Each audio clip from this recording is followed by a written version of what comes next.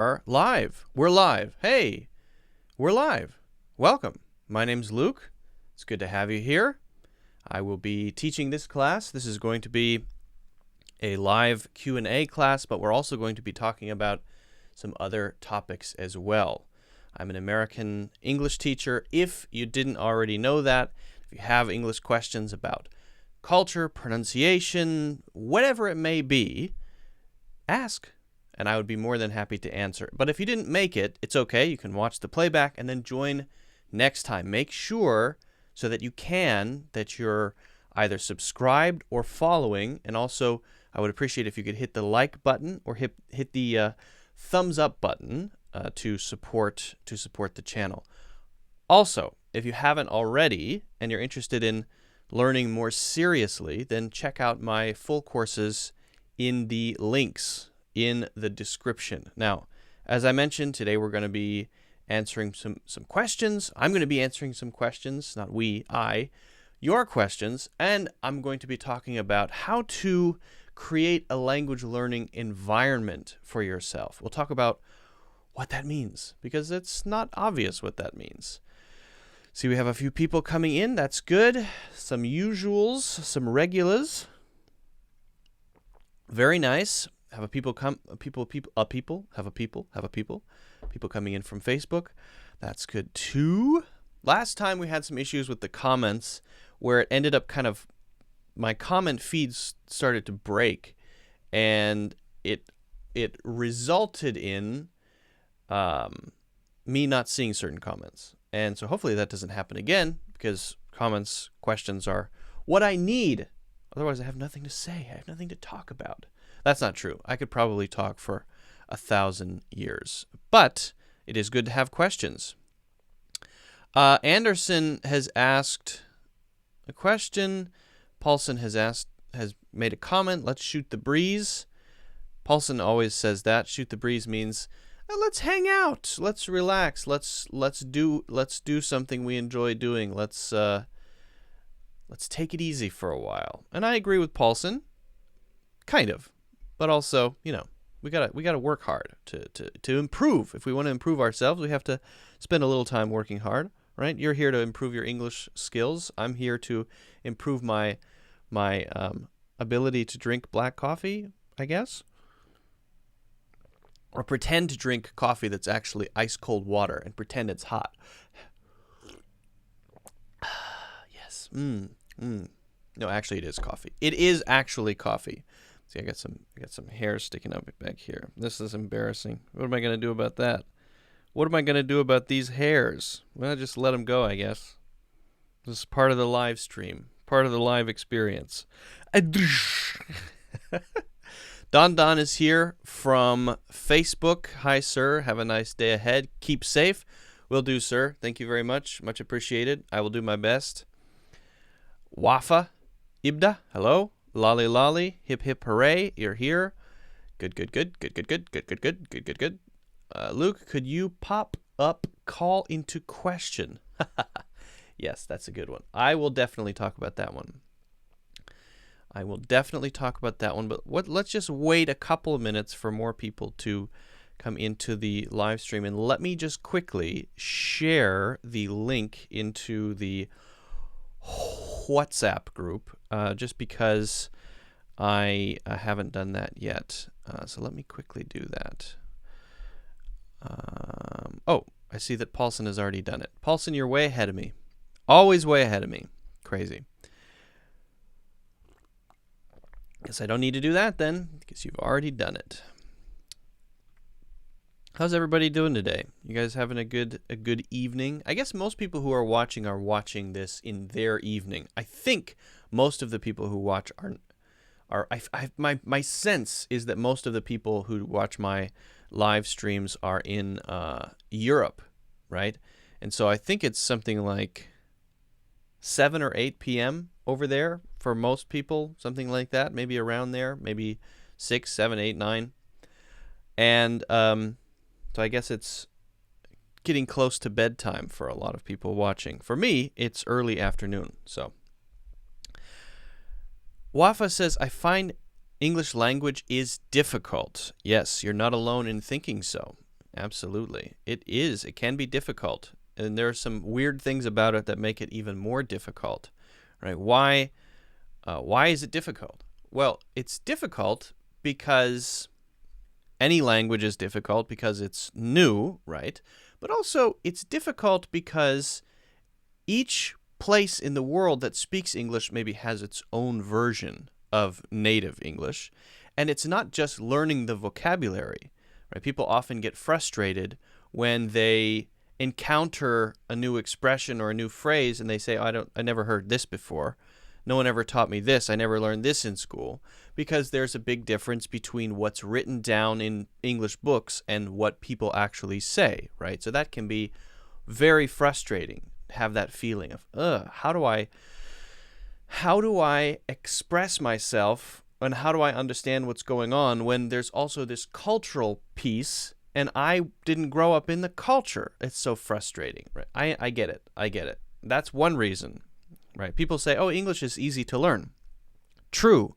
The beginning of English is easy to learn. It's easy to learn A, B, C, D, E, F, G, and how to put a word together. But then when you get into pronunciation and the cultural knowledge related to the words and the connotation or the internal understanding of each word that each person has, all of that makes it much more complicated, among other things. Suyuan Lee asks, hey, I'm wondering if you have any podcast on other platforms. I do, but bad news, it is not an English language learning podcast. So I have a personal podcast, my own project, completely unrelated to learning English, right? The conversations are, each podcast is maybe 2 to 3 hours, right? But it is not necessarily slow, and it might be a little challenging, and it's completely unrelated to the topic of English language learning. So if you're interested in that, you can go to the Cloud English YouTube page, and on the recommended channels on the right side, there's one called Gray Space Podcast. So you're welcome to follow it. You're welcome to check it out. You're welcome to listen. I'm not saying, hey, do this. It's for your English. I'm not even saying that. It's a personal project. It's something I really enjoy. There is a new podcast going up today that should be interesting to those interested in the topic. There's a discussion that was done about the film Ex Machina, but it's more about philosophy, technology, that sort of stuff. If you're interested in that, okay, check it out. If you enjoy it, great. Hit the like button, share. But I'm not recommending that to everybody. Definitely not. Only if you're really interested in philosophy and movies and books. Okay, so now we have a few people in. I want to talk about something. I want to share something with you, and then we'll get into some questions, okay? There is a topic that I want to discuss because it's something that so many people ask me about. So let's talk about that. So most of the people I teach, most of the people who follow me, who learn from me, who watch my videos, take my courses, whatever. Most of these people are adults, right? I don't have a large following of kids. Maybe that is to be expected. However, I have taught kids, and I've had many parents ask me the question, hey, Luke, how can I give my kid an English language environment so that they can grow up with English, so that they can grow up with an understanding of English, so that they can grow up and be able to speak it with a nice accent. They can sound good when they're speaking English, right? So that they understand some of the native words and phrases and they can pick up new things more easily. It's a really good question. Now, there are a couple of different pieces to this. Number one, is it actually good to teach your kid English at a young age? Number two, if so, how do I do it? if I don't want to spend tons and tons of money on a private teacher every single day of the week, or I can't send my kid to a private school where English is the dominant, the main language. All right. So number one, the answer is pretty clearly yes. There's a lot of science behind it, a lot of researchers, a lot of language specialists and experts have established pretty well that kids have a language learning superpower. Okay? You might think, oh, they're just little kids. They don't know anything. No. That little baby there on the floor who's crawling around and rolling around going, good, good, good, that little kid is way better at learning languages than you are if you're watching this and understanding me now. Now, it seems a little crazy, maybe, but it's true. That little kid is picking up things so fast that pretty soon he's going to be able to start speaking at a native level. Within a couple of years, that little tiny baby is going to be speaking native, whatever their language is, right? And that's, if you think about it, amazing. That's amazing. And if that kid is in an environment where, as a very young kid, as a baby, they're picking up 2 languages, 3 languages, they are going to be building a mental system in their brains that is going to allow them to speak all 3 languages at basically a native level, if the environment is right? If the environment around them, the language environment, is enough. And that's tough to get, but we'll talk about that in a moment. So that's the first thing. Babies are super geniuses of learning languages. They can learn 2 languages, 3 languages at the same time. It's not that they know they're learning it. They're just learning it. They're picking up the sounds. These are called phonemes. And this, if it happens at an early age, is a crucial stage, right? Because once they pass that stage, once you cross that line and you get older and older, your ability to pick up those things fades. I've heard things like, within 6 months, the baby needs to have all of the sounds that they're going to use in the language. They will differentiate between these sounds and those sounds. Before 6 months, before they're 6 months old, they will have all the sounds. And after that period, it will be harder for them to learn the native sounds. I've heard there's another deadline at age 2, these are of course generally speaking, age 7. And then as we get older and older and older, it does get harder to learn a language, so that someone who, let's say, starts learning English at age 20, they are much less likely to be able to get to a very high level of fluency. Now, it's possible. It's absolutely possible. I've seen it done, but it is much harder. It's a steeper hill to climb, whereas babies do it like it's nothing, like it's walking along the beach. Okay? So that's the first thing. Now, question 2. How?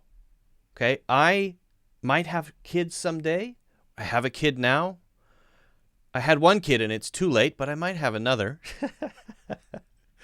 Or whatever. I want to learn like a baby. Whatever your reason is, now is the time to really pay attention, because now we're going to talk about how to create the environment for a young child, right? How to give your child a good language learning environment when, for example, you don't live in the United States or Canada or Australia or England, right? You don't have a natural environment. Because if you do, then you can just go out and they have friends and they learn it naturally, and then they come home and they speak your native language, and then they grow up with 2 languages. What could be better than that, right? What better gift could you give them than having 2 native languages? Beautiful. But not everyone has that, right? So, what can we do? Well, it's good to pretend that they have a native English environment and they're living in a native speaking country, a native English speaking country. To pretend that sort of in your head. What would an American kid be watching on TV? What books would they be reading, right? And how can I, as a parent, give them some of those things as part of their sort of diet of information, some of their input, right? So we're going to talk about some of the things that you can provide your kids, some of the stuff that you can give them access to that can help them learn language, that can help them get a feeling for language. And we'll talk about what American kids, for example, do to have that. What do American kids do? What TV shows do they watch? Well, why don't we start with that, okay? Is TV, first of all, is it good?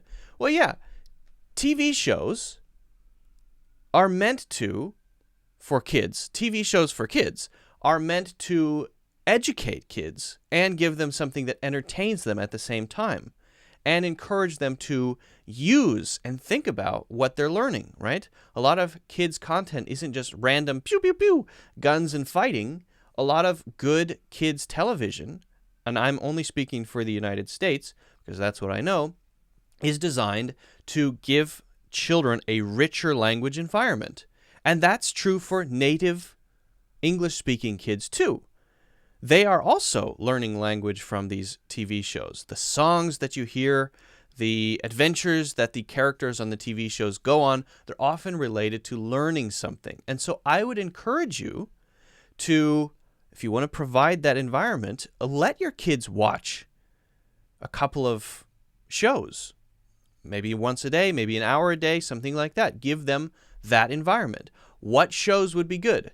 Well, probably the classic one, the one that everybody knows, is Dora the Explorer, and there's also Sesame Street. So these are two really big ones. Dora the Explorer is something that I've seen. I personally don't think it's that funny, but that's because I'm not 2 years old, right? It is for very little kids, right? And Sesame Street is the same thing. Although I am a fan of Sesame Street. Cookie Monster is one of my heroes, personal heroes. I love Cookie Monster. He's great. So Sesame Street teaches kids the alphabet. They do songs related to learning the alphabet. They do, oh, sorry, that's my door. They do other challenges. They do games. All of the things that they talk about on Sesame Street are related to learning new words, related to learning sounds, related to using words in situations, and even learning things like what it means to have a friend, for example. Some of these ideas. Maybe simple ideas, yes, but for kids, it's very engaging content and they find it interesting, right? And cartoons, for whatever reason, seem to grab kids' attention more. Sesame Street is not a cartoon, but it's puppets, so it's kind of similar. Dora the Explorer is a cartoon, and that is a really popular show among American children, or at least it was popular 5 years ago. Maybe it's getting a little bit less because there are some other shows that are more and more popular. One of those is called Martha Speaks. Now, Martha Speaks is focused on learning languages. It's called Martha Speaks. And so that's a really good language sort of viewpoint from the kids' perspective. And so they can kind of live through the kids' perspective and experience it in that way. Martha Speaks, Sesame Street, Dora the Explorer. And then there are shows that are classics to me. When I was little, I used to watch Arthur. Arthur maybe is better for kids as they get slightly older, maybe 4, 5, 6 years old. SpongeBob is a good one. SpongeBob is, I think, entertaining. I watch SpongeBob sometimes. I love SpongeBob.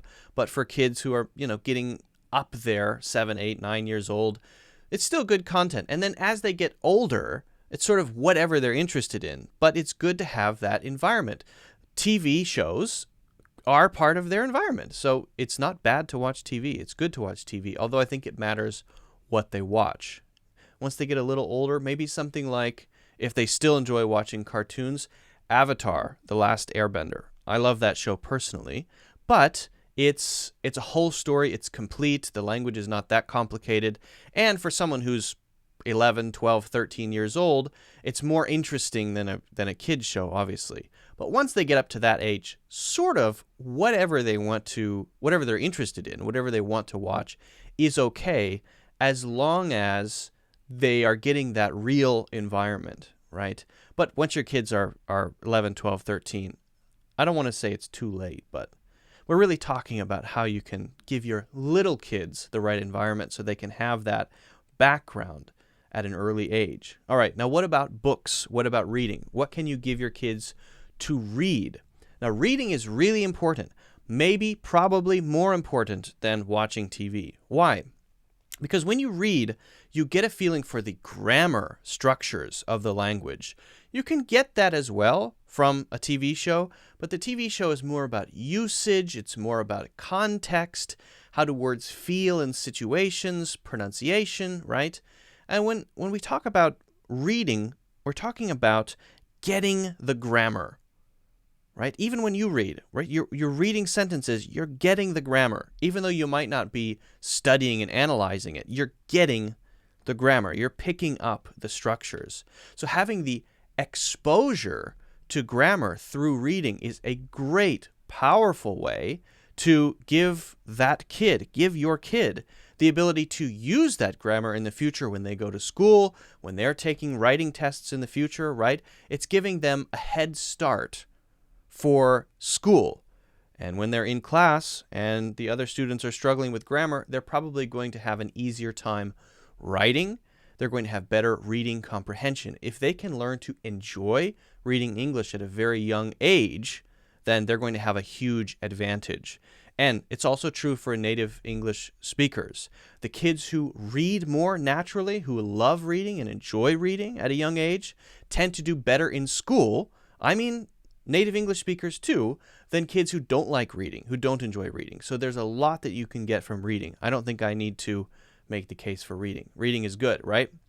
What should you give your kids to read at a very young age? Or if they're very, very little, what should you read to them? Well, of course, there are a lot of different options. One of them for very little kids is a series of books called, I believe it's called the Magic Key series or Magic Key books. And there are these kid characters, Biff and Chip and Kipper, and I've used these with kids in the past, and they seem to really enjoy them, and the language is very simple, like Biff ran to the dog, that sort of thing. Really basic stuff, but you follow the same characters all the time, and there are many, many books, and they go up in levels, level 1, level 2, level 3, and they get harder and harder. So that's a good way to sort of level up their reading at a very young age. You could read that to them, and then eventually have them read that by themselves. Now, as they get a little bit older, you might try Dr. Seuss. Dr. Seuss is a classic. Okay, Dr. Seuss books are teaching kids the creative way to use language. There's rhyming, there's rhythm, there are strange words. This is about the flexibility of the language. Every kid in my generation read Dr. Seuss books when they were growing up. I love Dr. Seuss books like Green Eggs and Ham. These are classic, and I would really recommend buying your kids Dr. Seuss books, number one, because they'll probably enjoy them, because they're fun, because it will encourage them to learn not how English is used simply to communicate, but how English can be used in a beautiful, fun, silly way to create something interesting, right? Language is for that, not just for communication. So, definitely Magic Key books for little kids. Dr. Seuss, as they begin to get a little older, 3, 4, 5 years old, you can still read them Dr. Seuss books.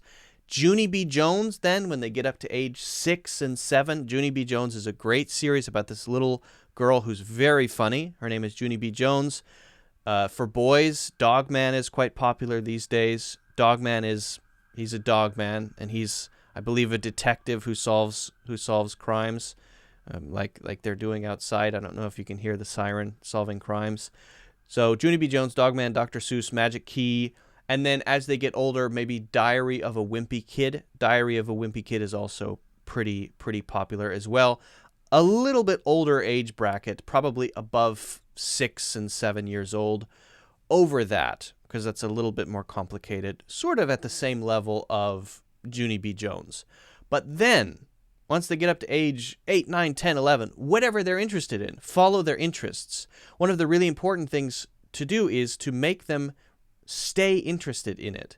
If you force them to do this or do that or read this or watch that, right, they are going to lose their passion for the language. They're going to them, it's not even learning a language. It's just the way that they interact with the thing that they like. Oh, I like reading Dogman. Whether it's in this language or that language, I don't care. It's Dogman. I like it. I like watching this TV show, whether it's in this language or that language. I like it. But if it becomes, oh, you have to do your English now, read this boring book, it's time to do that, then it becomes learning a language, which for kids is not a great idea. The most important thing is to follow their interests. So once they get up to a certain age and they have preferences, you have to follow what they like and find something that fits what they like. Oh, you're interested in detective stories? Okay, maybe read The Adventures of Tintin in English. Okay, great. Okay, you're interested in space and going to outer space? Okay, maybe read, I don't know what's a space book, but something that fits that interest, right? Follow what they like and then supply them things based on that to continue their enthusiasm, to continue their excitement for consuming English language learning content. That's what you really want. That's what you really want, because environment should be something that's more like water. A fish doesn't know it lives in water. It just does, right? As soon as they realize they live in water, then they might try to jump out of the fish tank, right? All right, now, the last thing I want to talk about is what you can do to challenge them to make something. Because if you really want to get good at a language, you have to start making things with it. One of the reasons that some people are really good at reading in English, but not good at speaking, is because they only have input and never output. Output is a muscle that you need to practice. It's a muscle that you need to flex. You have to have output if you want to be good at the language. Obviously. That seems obvious, but it's not obvious to everybody. Okay? So, output. They're reading. Ask them to write a summary about what they read. Or if you want to make it more interesting, ask them, if you've read the same book, ask them to answer a couple of interesting questions that you've picked out from the book.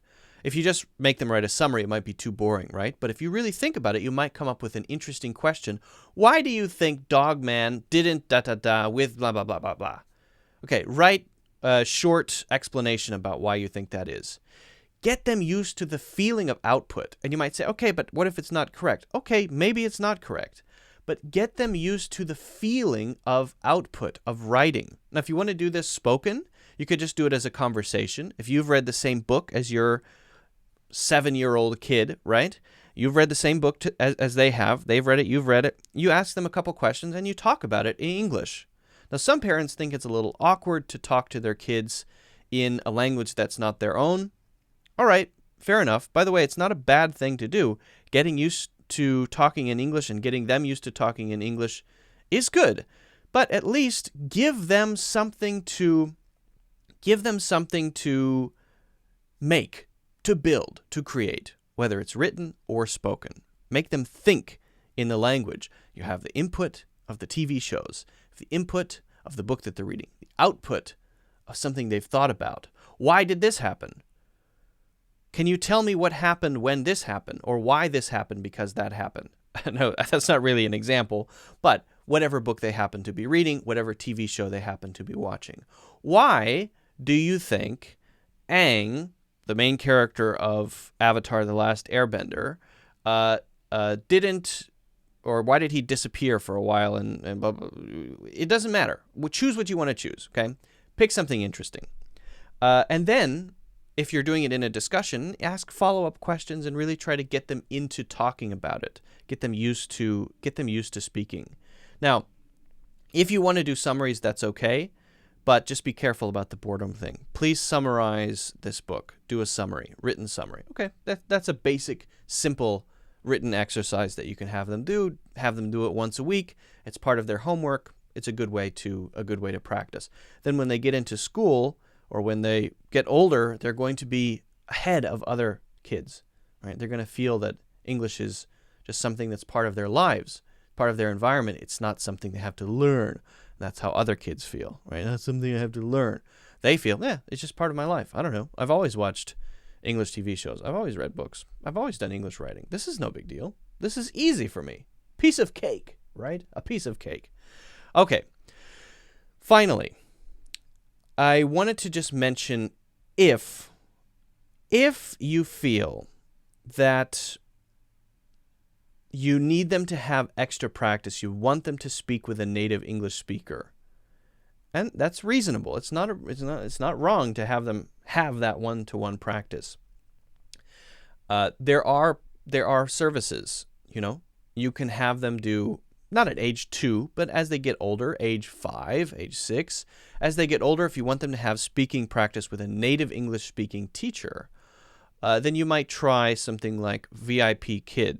I'm not associated with them at all, but they are a pretty good company, and they can provide trained teachers to have an interactive class. Now, obviously, that's going to be a lot more expensive than buying them books and giving them access to TV shows and movies, right?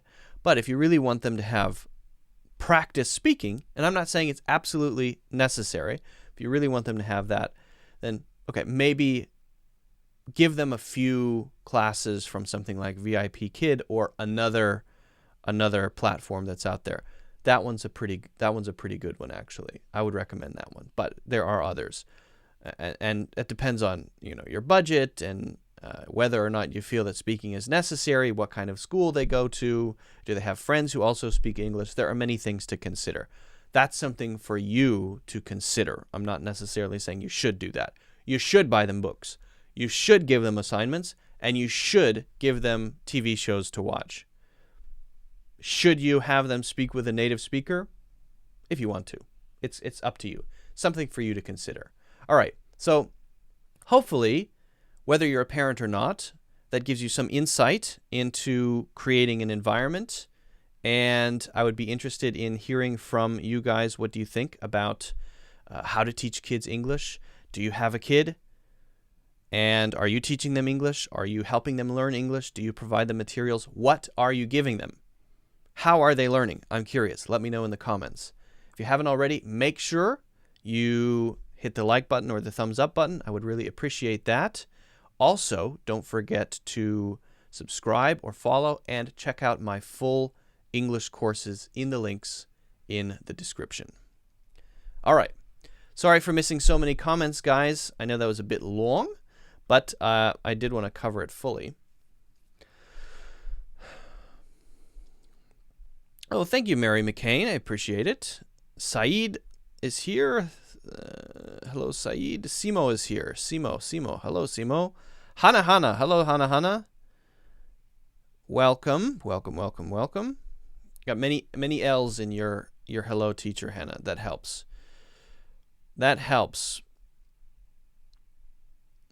All right, I'm going to scroll up and see what I may have missed here. Guys, if I'm not seeing any comments, last time the comment thing was kind of messed up and we had some issues. So hopefully it's okay this time, but we'll see. Looks like we still have comments coming in, so that's good.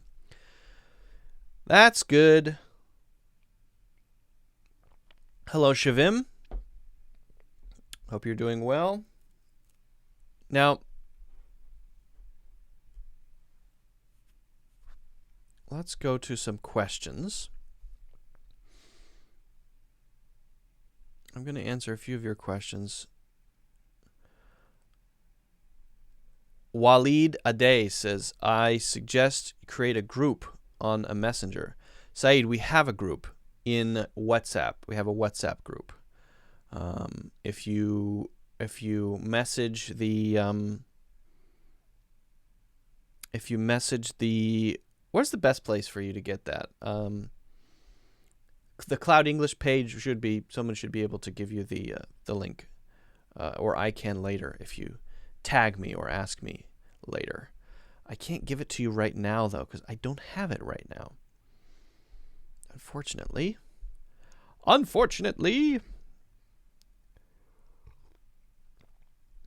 Mary McCain. That is a name I haven't seen yet.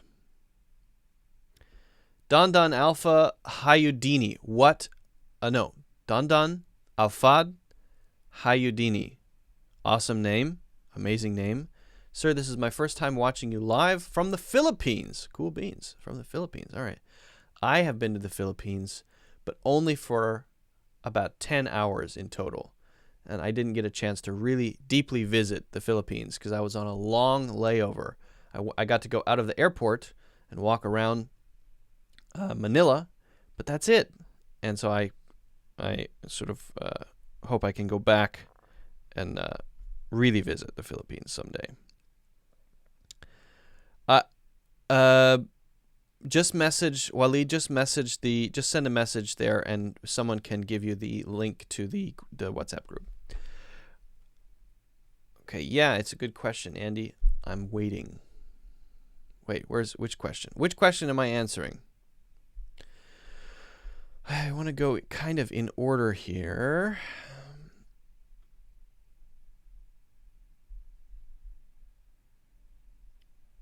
Okay.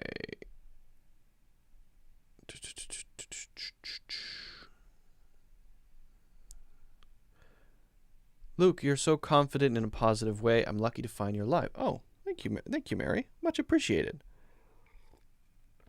Gertie says, hello, Luke. Would you mind explaining to me when I put in the right way not or no in a sentence?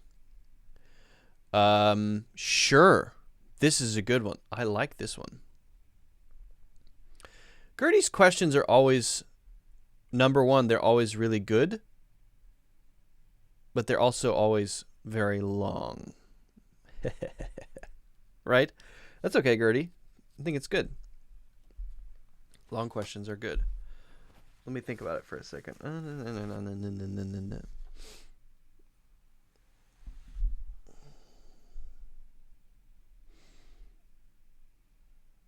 All right. So Gertie says, hello, Luke. Would you mind explaining to me when I put in the right way not or no in a sentence? For me, it's a little bit confusing. Thank you so much. Hello, guys. Nice to see you again. It's nice to see you too, Gertie. Thanks for the great question. This is an interesting one. Okay. Now, no and not. What's the difference between these? Right? Because we have no, just the word no, which is when we want to refuse or answer in the negative. So that's the first thing. When you're answering a question, if you want to say one word, a refuse, or to say the answer to what you said is negative, then we use just no, right? Now, sometimes we can add not with another thing, but we can give that example in a moment. So let's just talk about replies first. Okay, someone says, do you have time for lunch? No. That's a clear answer. The answer to your question is negative. Okay? No. No. All right. Do you have time for lunch? Not. Okay, so we can't say not, right? Not is part of something else. Not is not a simple answer by itself. It's part of something else. Not negates another thing. It negates an adjective, for example, not good. It negates an action, for example, not going. Going, what is the opposite of that? Not going. Okay, so we'll talk about that in a second, but let's just talk about our replies, all right? Now, we could say not really, when we want to answer in a more roundabout way. We want to say no, but we don't want to say it directly. Then we could add really. Not really. But the simple answer to that is no, to simply refuse, to simply give the negative. Now, generally speaking, when we use no, we're saying 0. And so after no, you'll see a noun. But it's usually an uncountable noun, right? Not always, but usually an uncountable noun. For example, no time.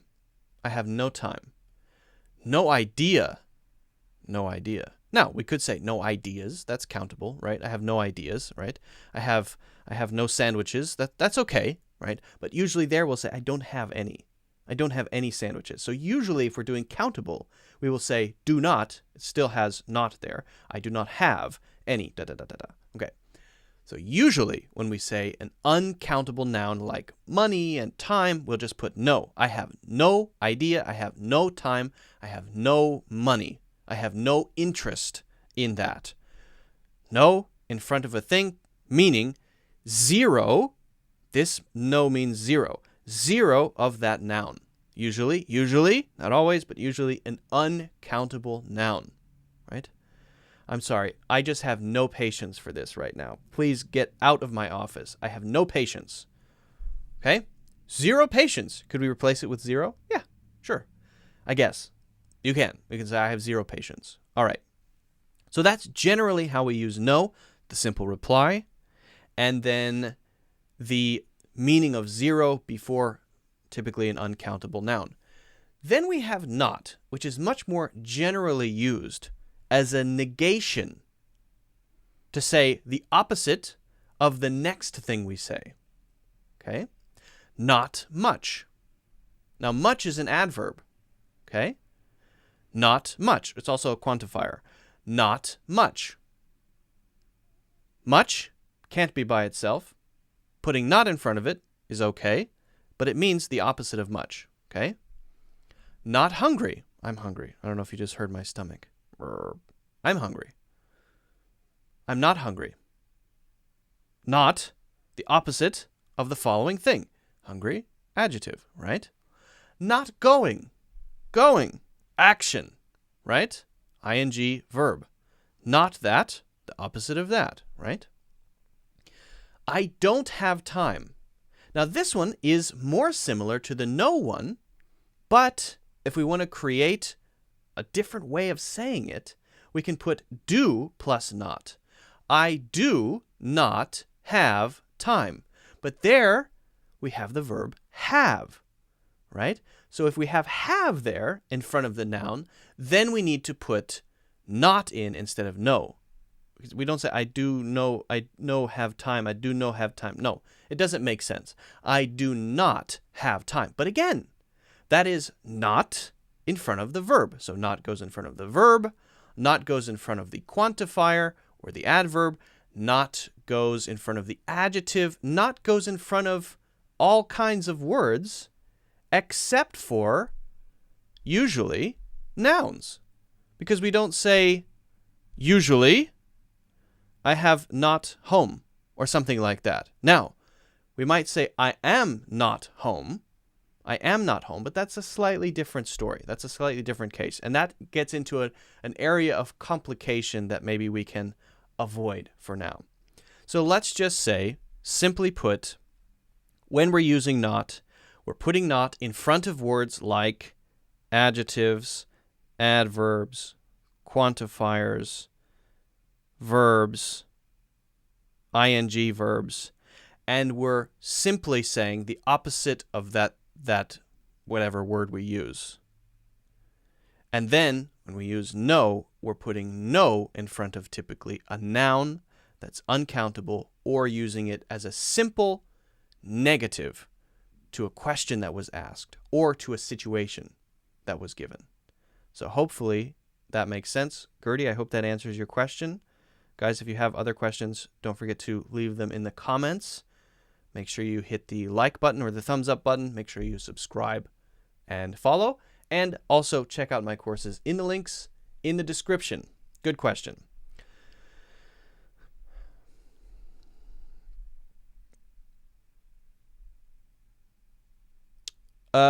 I usually go live, Mary, twice a week.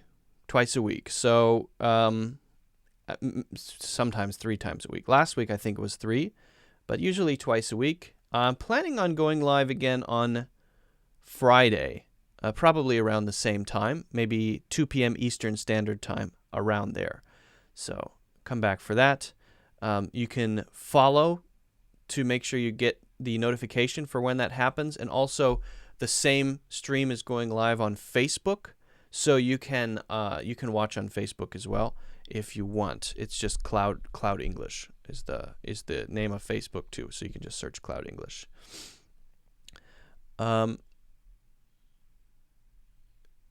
Gabe's 3D video says, "Can I watch this while I'm supposed to be at work?" Yes, I think you can if you really want to. This guy here, he's my brother. And if you want to watch 3D videos, if you have VR goggles, you can check out his channel. It's pretty good. I watch it. I asked him to make me a specialized 3D video because I am in quarantine. Well, not exactly quarantine. I'm on lockdown now, right? And so I don't leave my house, but I still want to have exercise. I still want to get the blood moving a little bit, right? So I have a bicycle on my back balcony connected to a thing stand that allows me to ride on the back balcony. But I'm basically just watching my neighbor wash dishes. I don't want to watch that. That's not interesting. I don't care. So what I'd like to do is I'd like to have my phone and a VR, sort of have my phone here like that, and a VR headset, and then I'd like to have an environment to move through. So I've asked him to make a 3D video for me. Not yet though. Hasn't done it yet. Maybe he won't. I'm not sure, but I hope he does, because it is pretty boring going out and watching my neighbor wash dishes as I. It's kind of awkward, right? It's a little awkward for both of us. My neighbor is looking over at me like, what's that guy doing? If you can imagine. Okay.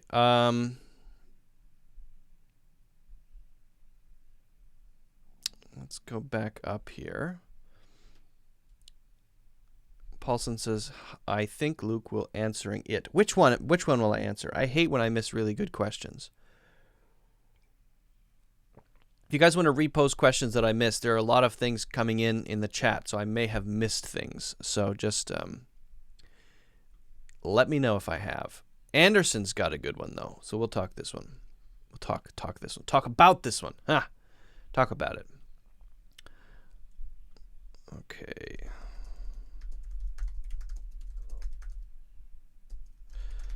I want to see what the free dictionary has on this one. I need a little inspiration, free dictionary.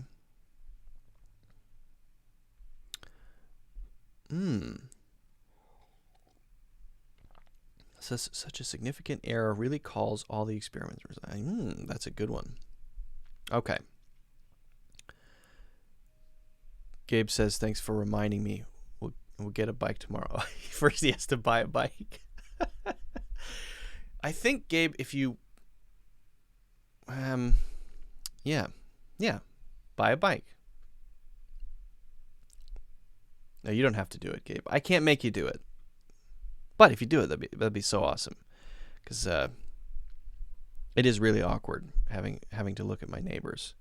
You know how that the balcony faces that huge building here, and there's another building over here below, and there are a bunch of balconies there. It's almost like a perfect stage for people to watch weirdos. So people from this building watch me, and then people from that building watch me. I've even had several people come out onto their balconies and just look at me.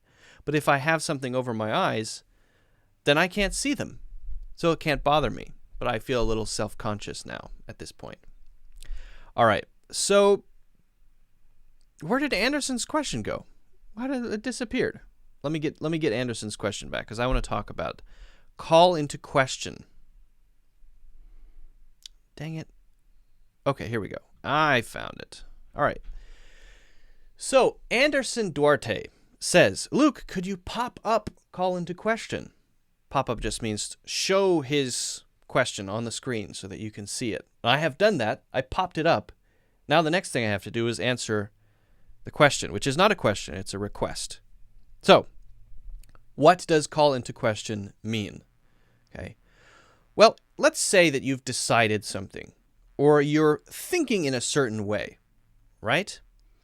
And then after a while of thinking in this way, or deciding this and moving forward with your decision, things come in which give you some doubt as to whether that was the right decision or whether you're doing the right thing.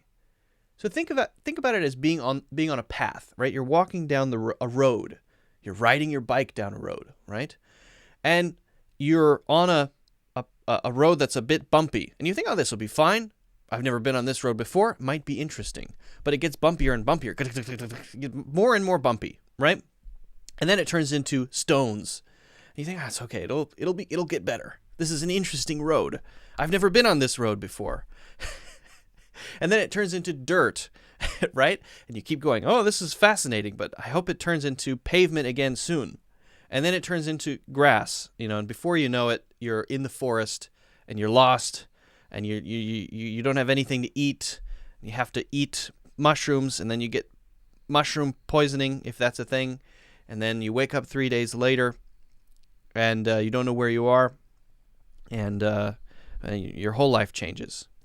Well, the moment when you reach the part where the road stops and it becomes just stones, you could say that moment might begin to call into question your decision to go down that road. It's beginning to call that decision into question. Okay? So calling something into question is sort of saying, I'm beginning to realize that perhaps there are some reasons to say that maybe the thing that I'm doing or the thing that I decided before that I'm on the path of is not the right thing. I don't know it for sure, though. That's an important thing to note, because it could be great. But there's now reason to doubt it. There's reason to think, perhaps, that it may be the wrong thing. Okay? So let's talk about a couple of examples. Let's say someone moves spontaneously to, let's say, Brazil. Okay, I moved to Brazil spontaneously. And I am learning Spanish seriously, learning Spanish very seriously. Then I get to Brazil, because I'm so dumb, I don't realize that people in Brazil speak Portuguese. Okay? So I get to Brazil, then I can't communicate. I've been working for 6 months to improve my Spanish, and I failed to realize that that's not even the language that people speak in Brazil. Now, this may be calling into question several things. It may call into question my decision to move to Brazil. It may call into question my intelligence or my ability to make good decisions. Right? It may call many things into question, to throw doubt on those things. Maybe you're an idiot. Maybe you are not as smart as you thought you were. Maybe this is the wrong decision, whatever it may be, right? Or perhaps someone is educating their child and they let their child play a video game that they think will be okay, right? But it turns out their child who's 5 years old is playing this game and it turns into a very violent game, right? The violence I'm seeing in this game is beginning to call into question my decision to allow little Billy Bob, my dear son Billy Bob, to play this game. It's beginning to call into question that decision. All right. Now, a couple of examples from the free dictionary. These are now not my examples, but I think they're good, and I'm going to bring them in just because I think they're good. I considered Walt for the promotion, but his constant lateness soon called that decision into question. Right? So Walt deserves a promotion, or I think he does. This is what I'm thinking now. But then, Walt has been doing some bad stuff. He's been late quite often. It's beginning to give me doubts about whether or not that thing that I originally was thinking was the right thing. Now, I haven't necessarily finally decided that Walt will get a promotion, but I'm thinking that way. I'm going down that road. I'm going down that path, right? So it's beginning to call that into question. Now, that could change. Doesn't mean the final result will be that he doesn't get the promotion, but it's beginning to give me doubts, and that's the key point here. The other example, such a significant error really calls all of the experiment results into question.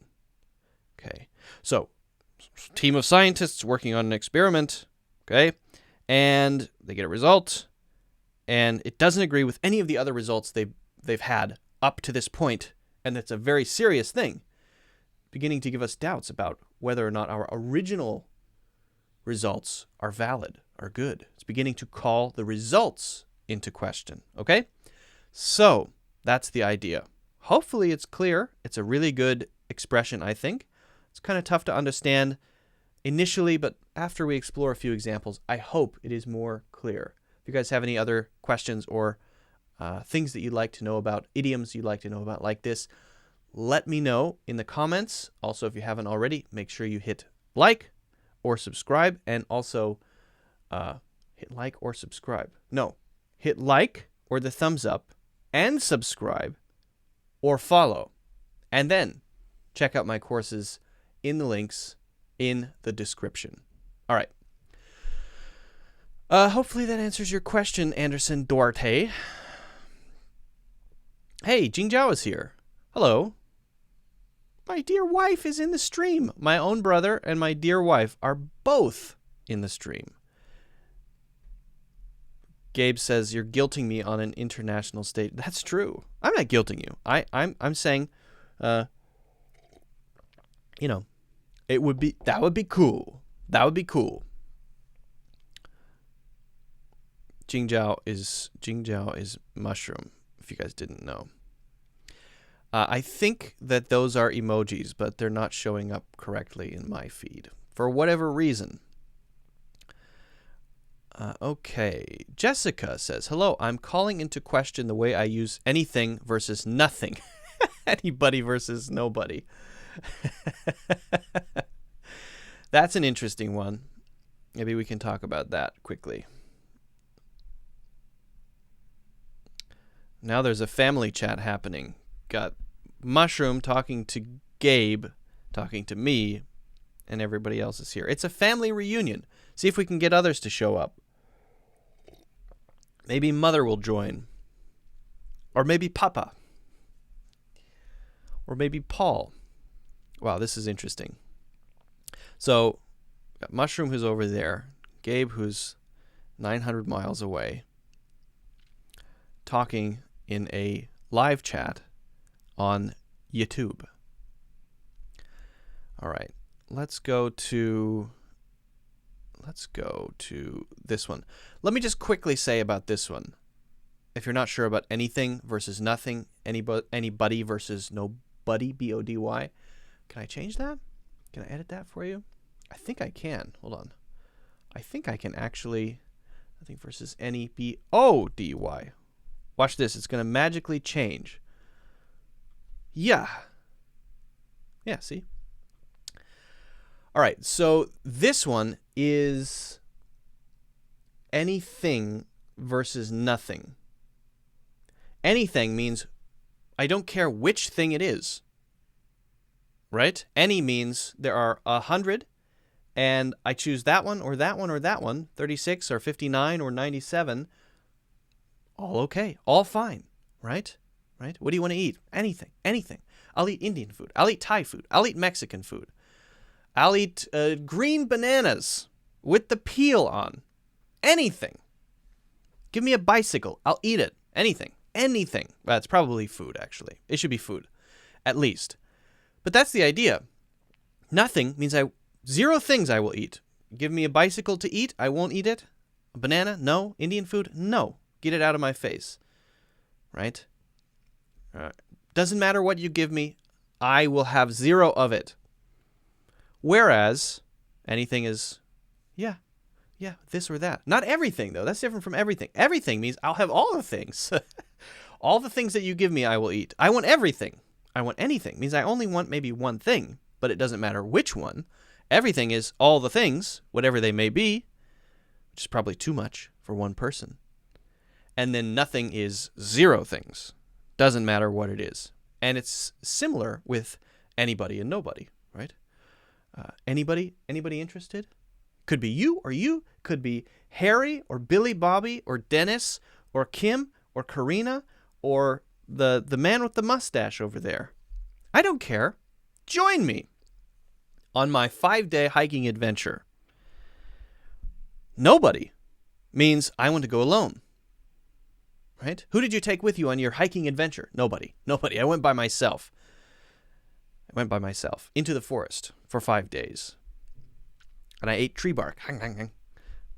Right? That's the difference. So actually, anybody and nobody are the same as anything and nothing. We're just talking about things compared to people. Basically, that's what it means. Or that's what they mean. Hopefully that makes sense.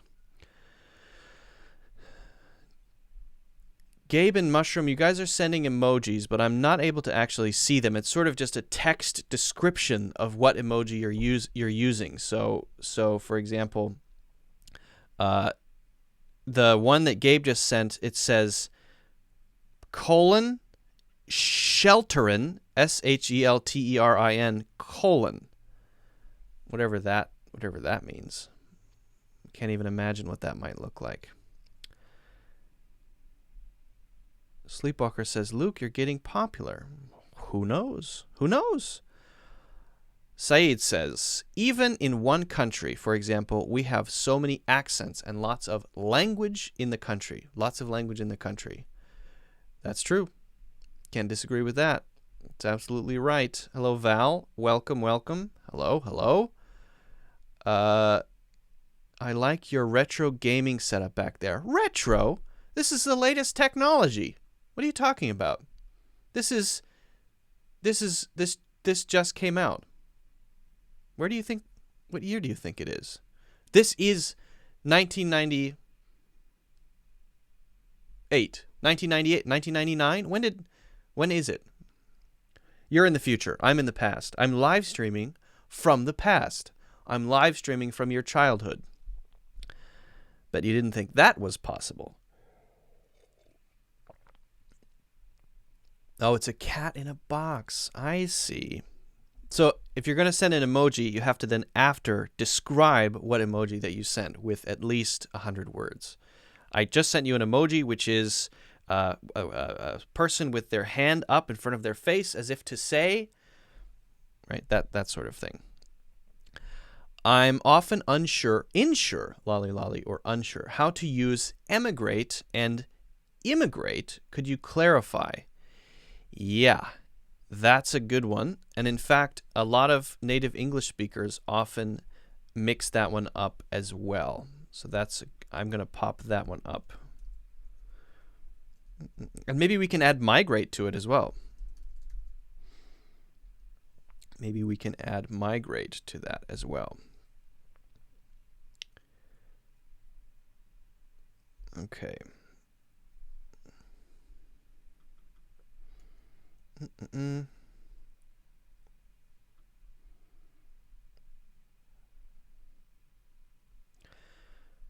All right. So how do I pop that up? Lolly, do you mind if I fix yours as well? I hope you don't mind. Lolly says, I'm often unsure how to use emigrate and immigrate. Could you clarify that for me, Luke? I should say, could you clarify that for me, Luke? Yes, I can. And I want to add the word migrate as well, because we're talking about the same central word, right? So when people say immigration, what are they referring to? Are they referring to only people coming into your country or people leaving their country and going to another country? What are we talking about?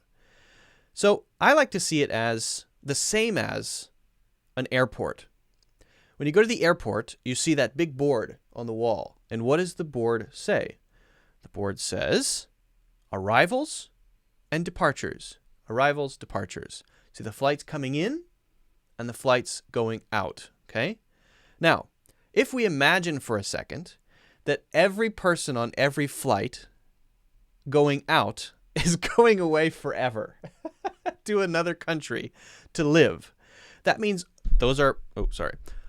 all of those people on the departures flight are emigrating with an E. Okay? If we imagine for a second every single person on every flight going out from this airport, they're leaving this country forever. They will never come back. Well, they could come back to visit family, but they're leaving forever. They're going to now live in the place that they arrive in. Okay? They are emigrating. So the departures flight, emigrating. Now we look at the other board, and we see flights coming in, the arrivals board, right? All of the people on the arrivals board coming here are going to stay. They have the intention of living here now, of making this country their home.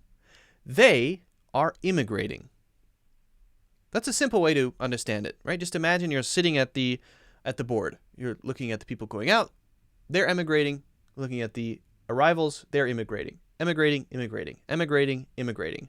Easy, right? That's it. We usually talk about immigration because that's the issue that is political. People coming into our country. We should allow more people in. We should allow less people in. Right? We need to make sure that the borders are secure, whatever it is. It's always about people coming in. So that's why we always talk about immigration. Right? And we don't often talk about emigration. We don't often talk about people leaving their own country. Now, the focus of leaving is not necessarily on where you go. It's about leaving your home country to live somewhere else. Right? It's not about travel. You're not emigrating when you travel somewhere. You're emigrating when you leave your country with the intention of becoming a resident or a citizen elsewhere. Okay? So you have emigrated. We're talking about leaving.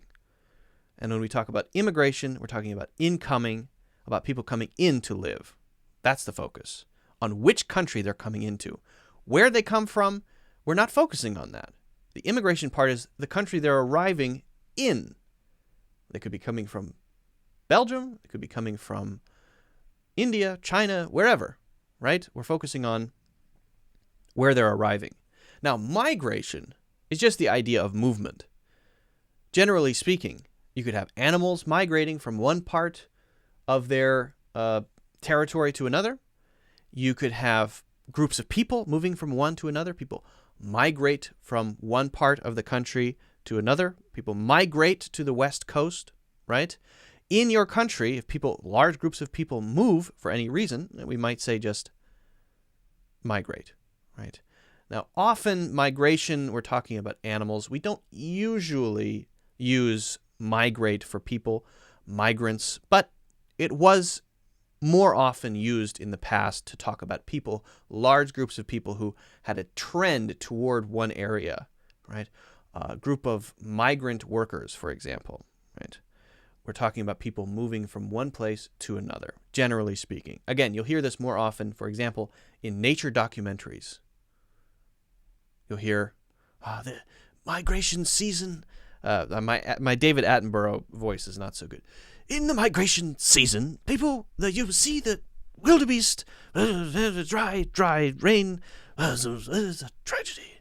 I can't do a good Attenborough. I'm working on my David Attenborough, but that's the idea, migration. Okay? So hopefully that's clear. Lolly lolly. Great question. Very good question. If you guys have any other questions, let me know in the comments. Don't forget to hit the like button. Don't forget to hit the thumbs up button. Don't forget to subscribe or follow, and also check out my full English courses in the links in the description. All right. Good question. Great question. Oh, thank you, Mary. Much appreciated. The birds immigrate. Oh, no, okay. So Jeet brought up a very good point there. The birds immigrate from one country to another due to seasonal changes. No. Because we use immigration and emigration for people moving in an official way with documentation. Papers? Show me your papers, right? That sort of thing. We don't say to the flock of birds coming from Canada, wait, you guys need to go through customs and immigration. The bird customs, you guys could be carrying all kinds of drugs and currency. Come down. These little bird officers are waiting for you to check your papers. Because we don't go through that process with birds or fish or water buffalo, whatever animals might be moving from one country to another, we don't, because they don't need papers, right? So animals don't care what country they're in. They don't care. If you go from Canada down through into the United States and cross the border, there are no border patrol agents asking the animals, please show me your papers. And so we say they're just migrating from one place to another. We use emigration and immigration for the official capacity. Although I think it would be a great idea for a TV show if we have as a bird border patrol agents or something, and there's a whole bird community and the birds are flying around and asking for papers. That would be a very funny TV show. I'd like to watch that. That would be hilarious. GB Plus says Benny Hill once created a video. There was a job center and tip of the day was emigrate.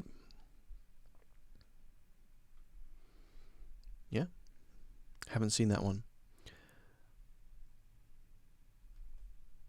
Good to know, Lolly Lolly. Glad to help. Hi, Luke. Can you please tell us the difference in usage between should, may, and might? I feel like I've done a lot of word differences questions. I'm going to look for another question that's not just, what's the difference between and what's the difference between what's the difference between It's fine, but I want to find something that's a little bit more interesting. For my own benefit, for my own sake, so that I don't get bored. What about me? What about me, guys? What about how I feel?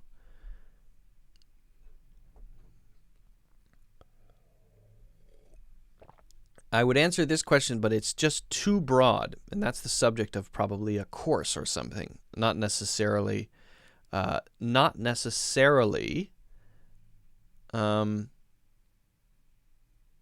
something I can answer in 5 minutes, you know? You know? Let me see here. All right. When I put the verb, Nectar says, when I put the be verb after everything, everyone, everybody, the present perfect, present verb, which I put among is or are, I'm afraid I don't know if I understand the question. When I put the be verb after everything, everyone, everybody, with a present verb, which should I put among is or are? Oh.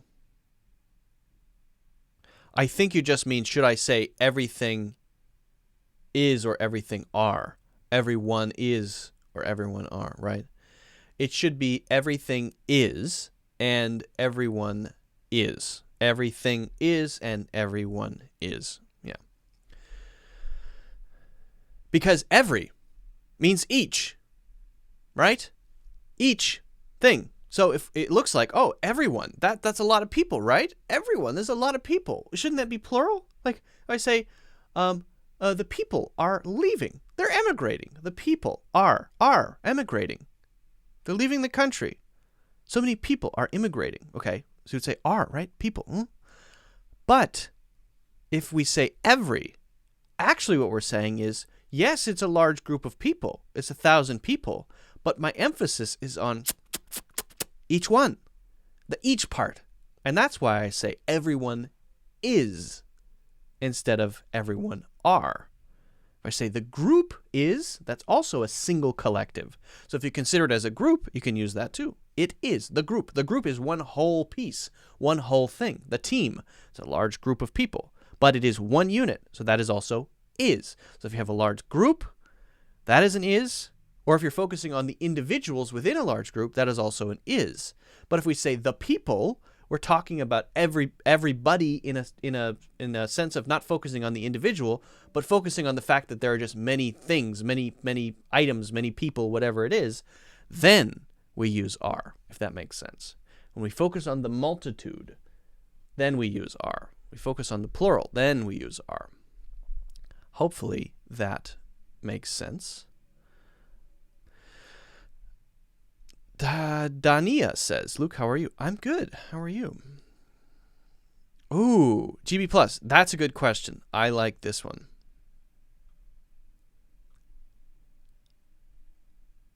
And this will be a great point, I think, to end our live lesson for today. I like it. I like it. I like it. I like it. I like it. Awesome. Let me write down a quick example here.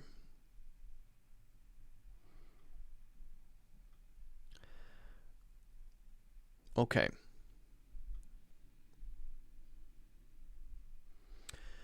So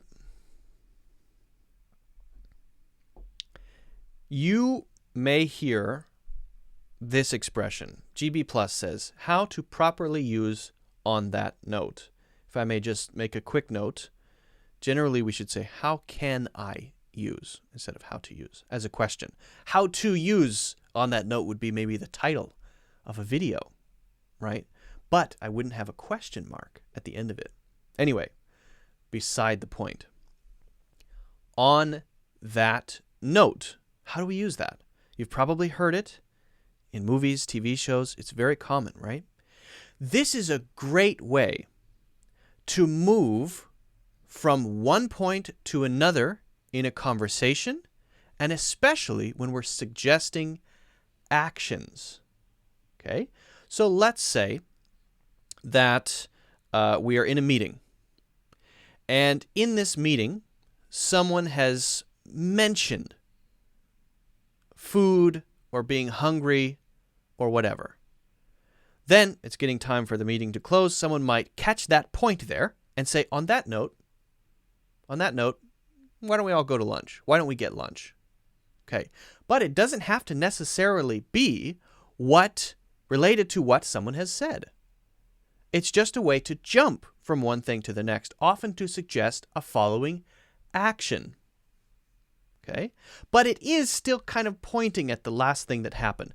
The place where we are now, the feeling where we are now, the environment, the situation that we're in now, the last thing we were talking about is now, this is a suitable point to jump to the next thing, whatever it may be. Now, this could be a discussion point. On that note, perhaps we could talk about and then move a topic. Now, it's more often used to mention actions and to suggest actions, usually to say, now let's do this thing. But if we say, now let's do this thing, now let's do this, it feels a little sharp, a little pushy, a little pointy. Let's do this now. Okay, let's do that. But if we want to transition gently from whatever we were doing before to this next thing, and we want to suggest that, we use this perfect phrase, on that note. On that note. Now, why use the word note? I'm not exactly sure, but the feeling of note is a feeling, right? This is a good point to jump off. If we're in the middle of an argument or a discussion, we're in the middle of a hot debate and people are going, rah, rah, rah, everyone's talking about something. And we won't say, on that note, it's time for lunch, right? But if the conversation has died down and we feel like everything has been resolved and everyone is in agreement and everyone understands what's going on and we know what we have to do, this has been a good meeting. Nothing about the topic necessarily of the meeting, but we've just reached a nice point in the meeting because everything feels like it's been tied up in a nice little package with a bow and a ribbon. And then the person who's running the meeting says, well, I think we had a great meeting. On that note, why don't we all go have lunch? Or why don't we break for lunch? Or why don't we break off into groups and discuss other things separately? Let's do the next thing, whatever it happens to be. I think lunch is a good example, but it certainly doesn't have to be that, okay? Now, I could use that for something like a live stream, right? I do live streams, and I feel like I've answered a question, and maybe there are no other questions. So I feel like it's a good time to say, all right, it's maybe time for me to go do something else, or I need to go to the supermarket, which is actually what I do need to do later. And I might say, okay, well, on that note, why don't we finish up for today? I'm going to head to the supermarket. On that note, on the note of resolving things, often resolution. So this is how it's used. Not always for meetings, not always for live streams, of course, but these are two examples, right? When you feel like things are kind of tied up, things are kind of wrapped up, things are complete, things are in a good situation to do the next thing, okay? We might use it when we are on a trip, right? We've just finished getting ready for the day, and everyone is ready. Everyone is together on this trip, or we've got plans, we've got an itinerary. Someone says, well, we've had our coffee. On that note, why don't we head out to blah, blah, blah, do whatever we're going to do, to go see to go to the zoo, whatever we're going to do today, whatever the plan is today. On that note, let's go do this thing. Let's do this thing. Okay? And it can be used for all kinds of different situations, in all kinds of ways. But it's that feeling of, let's jump from this to this, and a suggestion of the thing to do, or perhaps the thing to talk about. So hopefully that's clear. Hopefully that makes sense. It's a very good question. GB Plus, cool name. If you guys have any other questions, let me know in the comments. Don't forget to hit the like button or the thumbs up button. Don't forget to subscribe, follow, and also check out my full courses in the links in the description. Okay. On that note, guys, I think it might be time for us to end for today. See that? Because I answered the question. See? On that note, right? Yeah.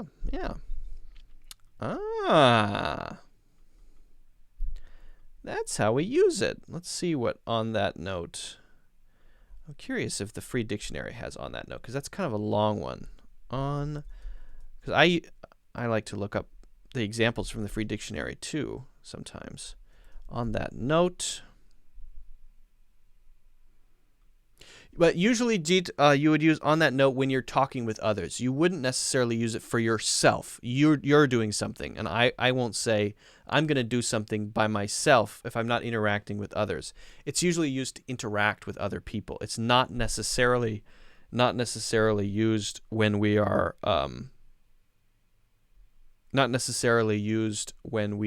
doing things by ourselves to say what we're going to do.